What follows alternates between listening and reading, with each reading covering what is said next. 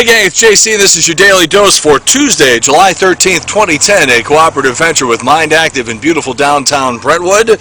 You can subscribe to the audio on iTunes if you hit that icon. Also, you're going to find Dave Murray's weather forecast over there. Man, is it going to get hot later on this week. Also, we have archives at the top of the page, and we are here every day, Monday through Friday, as I am in the midst of a 15-month paid vacation, but I'll get to that in just a minute. Well, I'll get to it now.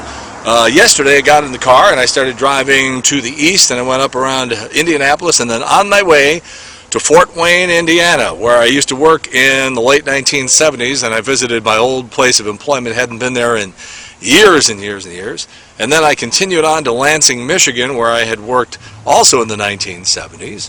And then on to the one place, and I worked in, I think it's 10 cities in 11 years coming up in the business, on my way to St. Louis 26 years ago. And the one place out of the 10 cities that I had never gone back to, and I went back to Omaha and Milwaukee and Washington, D.C. and Buffalo last year and all those places. I never went back to Flint, Michigan until yesterday. And that's where we are, in Michigan, where the temperature is beautiful, by the way, and the humidity is low. And I went back to Michigan, and the place, it just looked, Flint looks like Berlin after the war. There wasn't much to see, but I'm glad I did it. And put almost 900 miles on the car yesterday, and we are off to Chicago and then southern Wisconsin before we come back home, and I'll tell you more about that here in just a minute. So we get up today, and word comes of the passing of George Steinbrenner, the New York Yankees. He turned 80 on the 4th of July, had a massive heart attack. And, if I had a radio show right now, you'd be hearing from Rick Cerrone, who was George Steinbrenner's right-hand man and director of media relations for 10 years, and my old college roommate. Guy's got 4 World Series rings with the Yankees, but of course, no, there's no station in St. Louis that would find any value in that. Anyhow, the All-Star game tonight, you can bet your life there will be a moment of silence. And if only George had had a couple of moments of silence when he was alive, huh?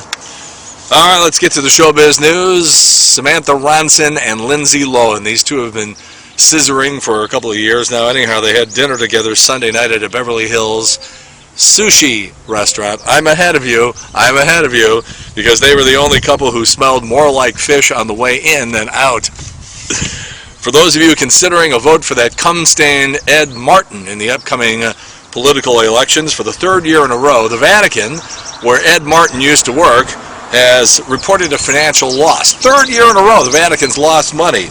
They might want to consider selling ad space on the Pope's hat. Hardee's in select cities has come out with a foot-long cheeseburger, just what America needs, right? You see all those fat asses stumbling around the VP Fair? Normally I would make a joke here, but that is the joke. But it's not.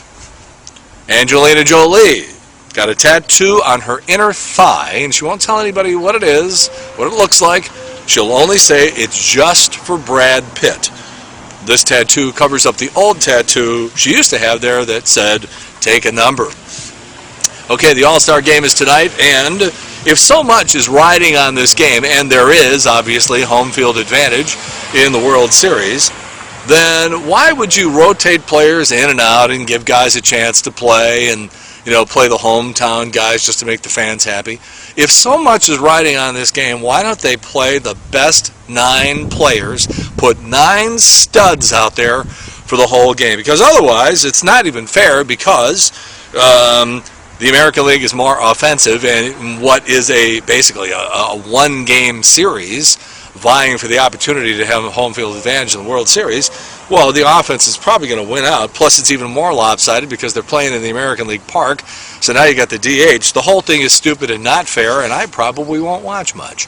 Although, I was on the road most of yesterday, so I didn't see the home run derby, which I wouldn't have seen anyhow had I been home, because Chris Berman going for 3.5 hours. Gosh, that never gets old, does it?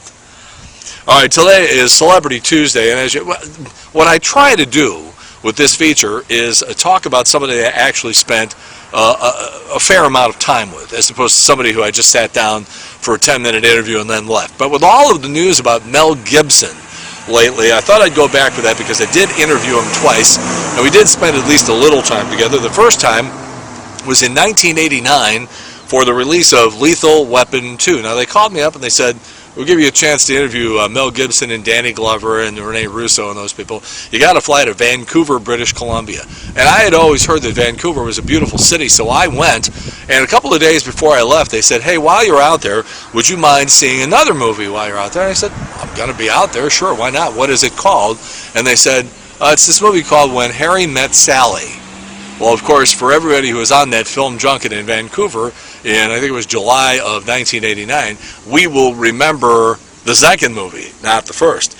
But we were sitting there, and for some reason we got talking about the moon, and Mel Gibson, wanted to talk about the effects of full moons on people. And I'm sort of sitting there going, what is this dude talking about? And he claimed to have had a roommate once who, when there was a full moon, used to jump into the room and jump all over him in bed and all sorts of stuff. And I'm thinking to myself, are you sure that's exactly what happened? Are you sure that's why your roommate was on top of you?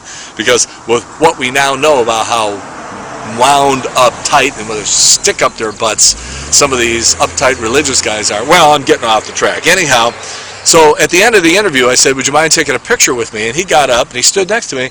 And I'm looking, I'm thinking to myself, all the women who are going to be, oh my God, Mel Gibson. Because at the time, 1989, there was probably nobody more studly, as far as, through the eyes of women, than Mel Gibson. And he stands up, we're the same height. I'm 5'9".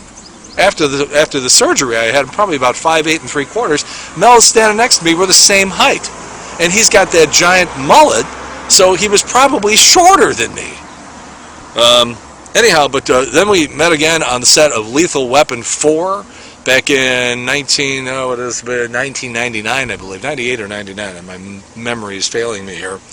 But I just remember him being very uneasy, and it's like his clothes were itchy or something like that. But I always laugh when I hear people say, as they're saying now, things like, well, this guy's finished. With this, the other stuff he could overcome. But this, Mel Gibson is finished in Hollywood.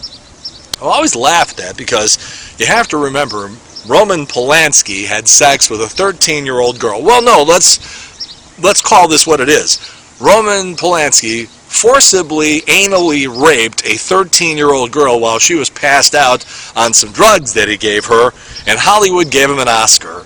And there's a lot of people coming to bat for him and saying that he should be able to be allowed back in the country. So I never believe anybody when they say something is over, particularly in Hollywood.